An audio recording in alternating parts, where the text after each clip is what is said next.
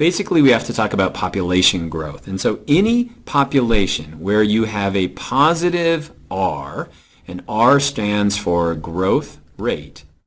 If you ever have it a positive R, you're going to follow a curve that looks kind of like this. You'll first of all have exponential growth, and then eventually you'll run out of space or food. There's going to be competition, and eventually you're going to hit what's called logistic growth. And so we call this the J-shaped curve, the exponential, or the sigmoidal or the S-shaped curve, which is logarithmic. And so what is n? N is going to be the number of individuals in the population. And so right here, if we put n on this side and we put time on the x-axis, as time goes on, the numbers are going to increase. So this would be a low n value right here, and this would be a higher n value, and this would be a really high n value.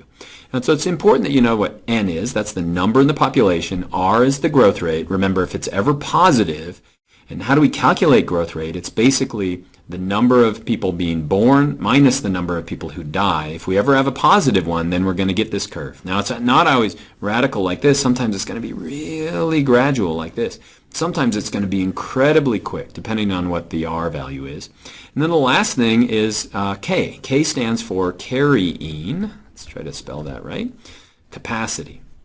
And so basically that means in an area for a certain group of a certain population, there's like a maximum amount that they can support. And so we call that the carrying capacity. And that's where the limit is. It's eventually going to level out on that.